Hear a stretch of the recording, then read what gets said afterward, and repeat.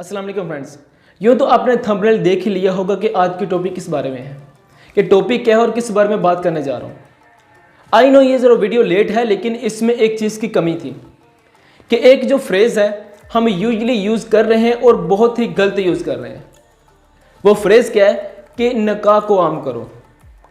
आप लोगों ने इन दोनों कपल की वजह से आपने ये फ्रेज़ बनाया है कि निकाह को आम करो। अब मेरा आपसे क्वेश्चन है कि बताओ कैसे आपने इन दोनों को देखकर ना कि बताया है कि निकाह को आम करो।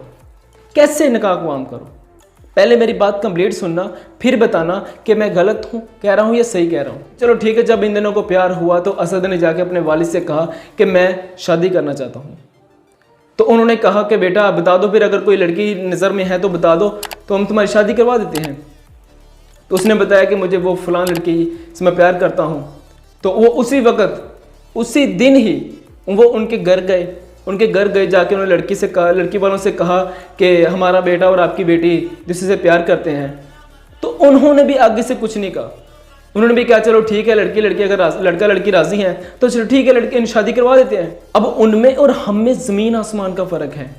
हम उनके साथ कंपेयर नहीं कर सकते खुद को, क्योंकि हमारी सोसाइटी और है, उनकी सोसाइटी और है। हम कंपेयर नहीं कर सकते। वो किस लिहाज से कि फॉर एग्जांपल अगर हम अपने वालिद से जाकर कहते कि अबू जी मैं शादी करना चाहता हूँ, तो आगे से पता ही जवाब क्या आना था, ओ पुत्र पहले को काम कुम कर ला, ओ पुत्र अपनी पहले उम्र देखी है। तो चलो लेट्स सपोज मान लेते हैं कि आपने किसी ना किसी तरह अपने वालिद को एग्री कर लिया, अपने वालिदैन को एग्री कर लिया। आप अभी कुछ नहीं कमाते हैं, लेकिन आपने समझा दिया जैसे भी कि मुझे अभी शादी करनी है, और आपके वालिद एग्री हो चुके हैं। तो आपने उनको ये भी बता दिया आगे कि मैं उस फलां लड़की से शादी करना चाहता हूँ। तो पहले तो एक रकत थप्पड़ आएगा ना कि तेरी हिम्मत कैसे हुई कि इन कामों में पड़ने की। तो फिर भी आगे एग्जाम्पल लेते हैं, थोड़ी सी और आगे सोच लेते हैं कि वो भी हमने मना लिया अपने वालिद को कि चलो ठीक है, उन्होंने कहा चलो ठीक है, अगर चाहते ही हैं एक दूसरे को तो हम इनकी शादी करवा देते हैं। अब वालिद उनके घर जाता है कि उनके घर जाते हैं रिश्ता लेकर, तो उनका सबसे पहला सवाल पता है क्या होना था? उनका सबसे पहला सवाल होना कि आपका बेटा करता क्या है, आपके बेटे का स्टेटस क्या है।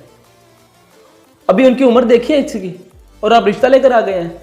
जाओ पहले यार इसको बड़ा होने दो, इसे ज़रा काम कुम करने दो, फिर रिश्ता लेकर आना। आए बड़ा रिश्ता लेकर आने वाले। तो ये है हमारी सोसाइटी, ठीक है, कि इसमें क्या चीज़ देखी जाती है। अगर फॉर एग्जांपल अगर लड़की वाले रिश्ता लेकर जाते तो क्या चीज़ होनी थी? लड़के वालों ने दहेज ही इतना मांगना था कि लड़की वालों के पास इतना होना ही नहीं था। तो वो कैसे रिश्ता करते? तो आपने उनको देखकर कैसे कह दिया कि निकाह को आम करो? उनकी सोसाइटी क्या है, वो जितना मर्जी दहेज दे सकते हैं। क्यों? कि उनके पास पैसा है, वो पैसा दहेज दे सकते हैं। वो भी मीर घराने के, वो भी मीर घराने के, वो चाहे ना भी ले वो दे भी सकते हैं, और दोनों वो बगैर रिश्ता मतलब दहेज के बगैर शादी भी कर सकते हैं। उन्हें पता है कि हमारी फैमिली दोनों की अमीर घराने की है। तो आप उन्हें देखकर कैसे ये फ्रेज कह सकते हैं कि निकाह को आम करो? ठीक है आप कहें, लेकिन उन्हें देखकर नहीं। तो वैसे भी कैसे कि आप उन्हें देखकर के कह रहे निकाह को आम करो? किन्हें? उन्होंने सिर्फ एक काम किया कि सिर्फ शादी की है।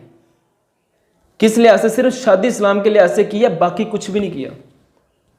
कि आपको पता है आए दिन उनकी जो वीडियोस आ रही हैं वो कैसी वीडियोस आ रही हैं। इस्लाम ने ये सब कुछ सिखाया गया है कि शादी करने के बाद अपनी बीवी को आए दिन सोशल मीडिया पर लोगों के सामने दिखाते रहो। अब ये पीछे वीडियो देखें, आपको वीडियो देखकर जरा भी लग रहा है क्या ये दोनों हस्बैंड वाइफ हैं? अरे कुछ मीर कराने के ऐसे लग रहा है जैसे गर्लफ्रेंड बॉयफ्रेंड है, क्योंकि उन्हें अपनी बीवी की इज्जत की परवाह नहीं होती। अरे जो असल में प्यार करने वाला होता है ना, वो तो अपनी बीवी का किसी के मुंह से नाम भी नहीं सुन सकता। और आप कैसे अपनी वीडियो हर जगह पे दिखाई जा रहा है? ये है प्यार? आप इसे प्यार कहते हैं?